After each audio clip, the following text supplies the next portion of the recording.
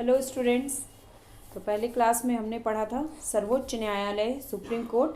आज पढ़ेंगे हम लोग हाई कोर्ट उच्च न्यायालय। आप अच्छे से इसका नोट्स बनाएंगे। भारतीय न्यायिक व्यवस्था में मध्य स्तर पर उच्च न्यायालय स्थित है। उच्च न्यायालयों के बारे में यह बात समझ लेना आवश्यक है कि यद्यपि उच्च न्यायालय विभिन्न राज्यों में स्थित है तथा उनका क्षेत्र अधिकार भी एक राज्य या कुछ राज्यों तक सीमित है, तथापि न तो वे राज्यों के न्यायालय हैं और न ही वे राज्य सरकारों के अधीन कार्य करते हैं। वस्तुतः भारत में संघात्मक व्यवस्था होने के बावजूद केंद्र व राज्यों के बीच न्यायिक शक्तियों का बंटवारा नहीं किया गया है। भारत में एकीकृत न्यायपालिका के ढांचे को अपनाया गया है। अब उनके निर्णयों के विरुद्ध अपील केवल सर्वोच्च न्यायालय में ही की जा सकती है, अन्यथा वे अधिकार क्षेत्र में पूरी तरह से स्वतंत्र हैं। भारतीय संविधान के अध्याय 5 के अनुच्छेद 214 से 232 तक उच्च न्यायालय के गठन व शक्तियों का उल्लेख किया गया है। अनुच्छेद 214 के अनुसार 214 के अनुसार प्रत्येक राज्य में एक उच्च न्यायालय होगा। प्रत्येक उच्च न्यायालय में एक अभिलेख न्यायालय होगा। अभिलेख न्यायालय का तात्पर्य है कि एक न्यायालय की कार्यवाही अभिलेख के रूप में रिकॉर्ड की जाएगी तथा अधीनस्थ मतलब कि नीचे के न्यायालय के लिए वजीर का काम करेगी तथा दूसरे न्यायालय को अपनी अवमानना के लिए दोषी व्यक्तियों को दंडित करने का अधिकार होगा। अनुच्छेद 216 के अनुसार प्रत्येक उच्च न्यायालय में एक मुख्य न्यायाधीश तथा अन्य न्यायाधीश होंगे। इसका निर्धारण राष्ट्रपति द्वारा किया जाएगा। तो स्टूडेंट्स, ऑब्जेक्टिव टाइप क्वेश्चन में आपका आ सकता है। बहुत अच्छे से इसका नोट्स बनाएंगे। न्यायाधीशों की नियुक्तियां तथा सेवा शर्तें। उच्च न्यायालय के न्यायाधीशों की नियुक्ति व सेवा शर्तों का उल्लेख अनुच्छेद 217 में किया गया है। नियुक्ति। उच्च न्यायालय के मुख्य न्यायाधीश व अन्य न्यायाधीशों की नियुक्ति राष्ट्रपति द्वारा अपने हस्ताक्षर व मोहर से की जाएगी।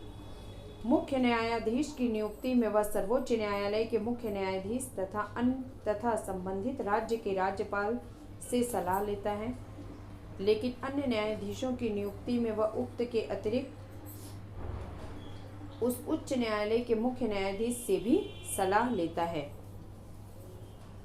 फिर है कार्यकाल। उच्च न्यायालय का न्यायाधीश 62 के उम्र तक अपने पद पर बना रहेगा। फिर है त्यागपत्र। न्यायाधीश अपने कार्यकाल के समय राष्ट्रपति को अपना त्यागपत्र दे सकता है। अनुच्छेद 218 के अनुसार उच्च न्यायालय के किसी न्यायाधीश को संसद के दोनों सदनों द्वारा विशेष बहुमत से प्रस्ताव पारित कर कदाचार व अक्षमता के आधार पर उसी प्रकार पद से हटाया जा सकता है जिस प्रकार सर्वोच्च न्यायालय के न्यायाधीश को हटाया जाता है। फिर है स्थानांतरण। उच्च न्यायालय के किसी न्यायाधीश को राष्ट्रपति द्वारा किसी दूसरे उच्च न्यायालय में स्थानांतरित किया जा सकता है। योग्यताएं। संविधान के अनुच्छेद 217 में उच्च न्यायालय का न्यायाधीश बनने के लिए निम्नलिखित योग्यता निर्धारित की गई है।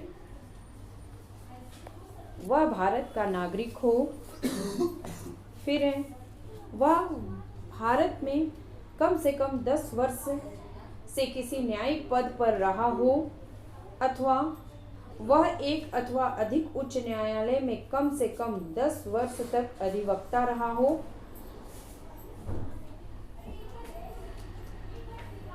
राज्यपाल द्वारा शपथ। अनुच्छेद 219 के अनुसार कोई भी ऐसा व्यक्ति जो उच्च न्यायालय का न्यायाधीश नियुक्त हुआ अपना पद ग्रहण करने से पहले संबंधित राज्य के राज्यपाल से शपथ ग्रहण करेगा। वकालत करने पर प्रतिबंध।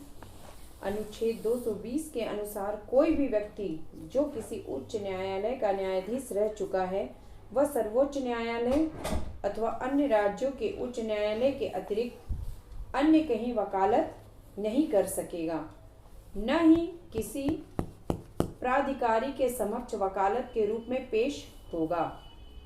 फिर है वेतन व भत्ते। अनुच्छेद 221 में यह व्यवस्था की गई है कि उच्च न्यायालय के प्रत्येक न्यायाधीश को संसद द्वारा विधि के माध्यम से निर्धारित वेतन, भत्ते तथा पेंशन प्राप्त होंगे। इन वेतन तथा भत्तों को उनके सेवा काल में कम नहीं किया जा सकेगा।